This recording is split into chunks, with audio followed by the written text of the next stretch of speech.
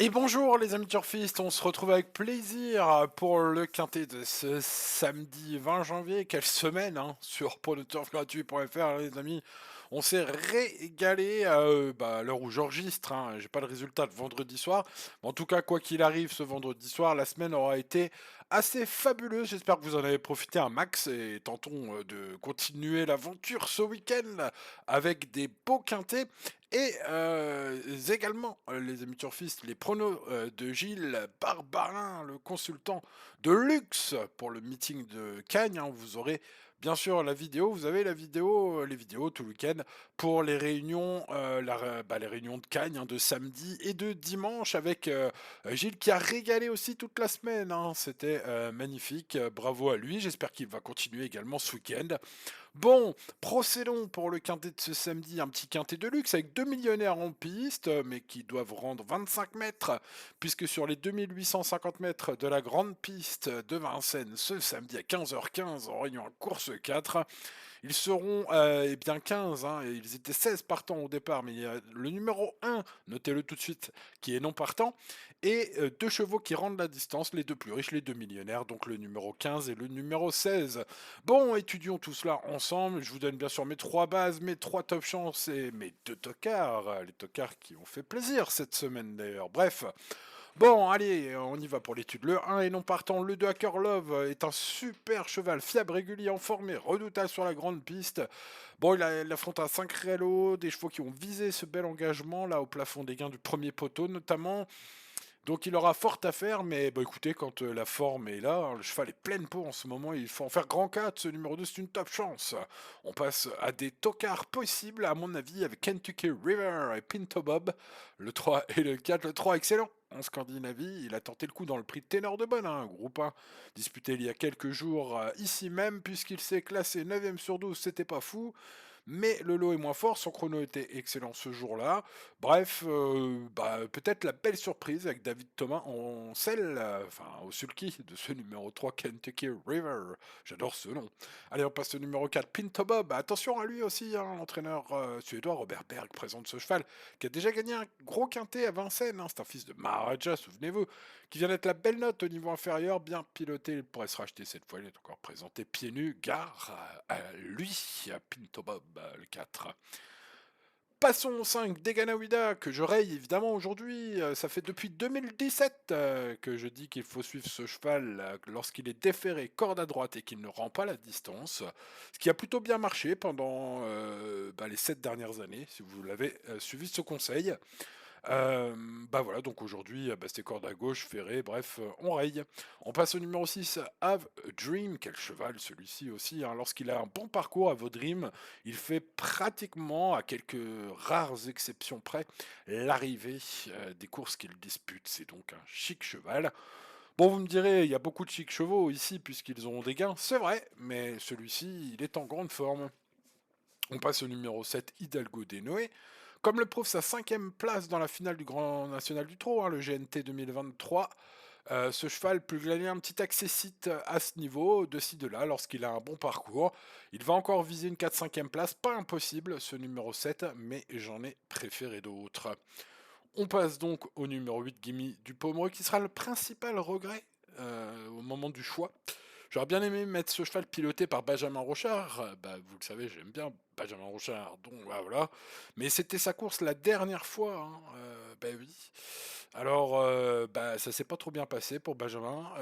Bon, voilà, un homme averti en vaut deux, le rachat possible. Le lot est bon aujourd'hui. C'est un peu moins sa course, mais des fois, vous savez que les chevaux sont un peu décalés. Donc ce 8 peut tout à fait se racheter et nous couper et nous briser tous nos rêves. On passe au numéro 9, Faubourg. Alors lui, qu'est-ce qu'il nous fait là? Ah là là là là, 44 contrats dans le Cornulier il y a pile un an, évidemment, c'était plus le même cheval depuis. Qu'on a vu en piste cette saison, notamment, avec une ultime course très inquiétante. Voilà, ce cheval qui dépend de l'inénarrable Pierre-Yves Derva, demeure capable d'arracher à tout moment. Bon, il a besoin de rassurer pour être conseillé en confiance.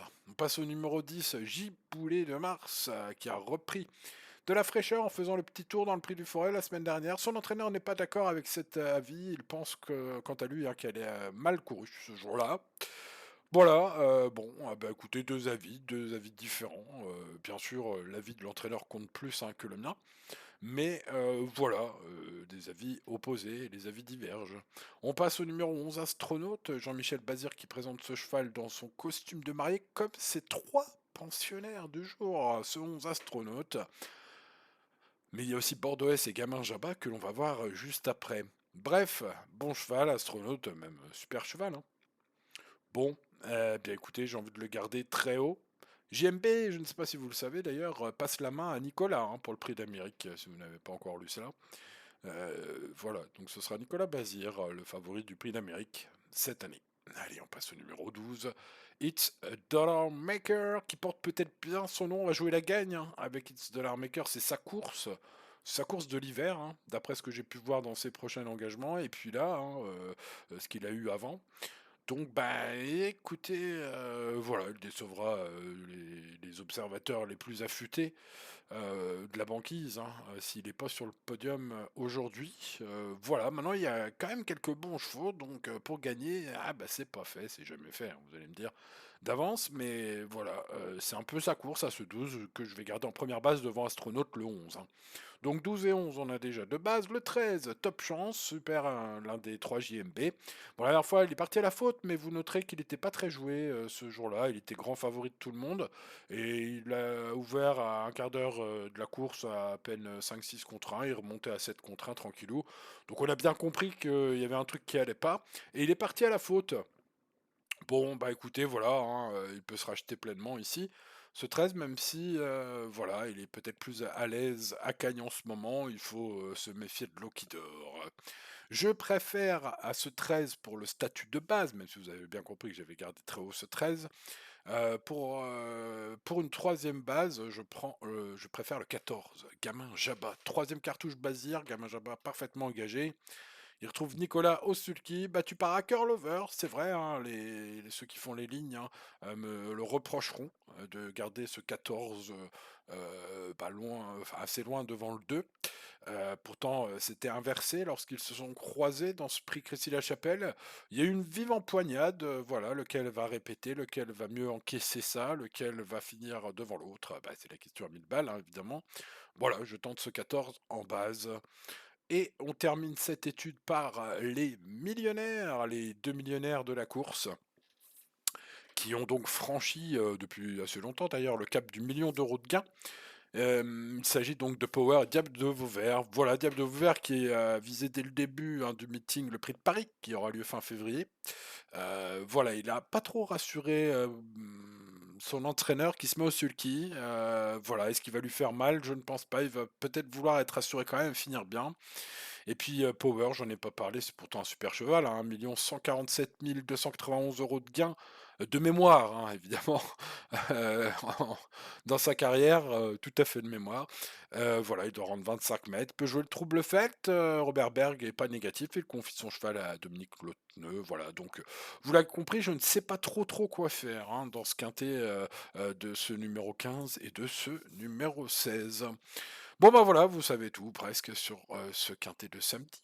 Reste plus qu'à vous souhaiter bonne chance, à réclamer le petit pouce comme tous les jours les amis turfistes. N'oubliez pas d'aller voir les pronos pour la réunion de Cannes bien sûr, hein, tout le week-end.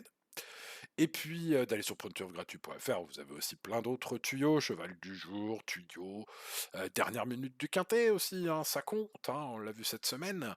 Les tickets du patron, évidemment, qui sont sur pronoturfgratuit.fr en mode VIP. Attention, hein, attention, le VIP, les amis turfistes, c'est la partie payante de pronoturfgratuit.fr. Voilà, c'est comme ça. Allez, bonne chance à vous et bien à demain pour de nouvelles aventures. Allez, bon début de week-end, bonne chance, on croise les doigts. Ciao, ciao.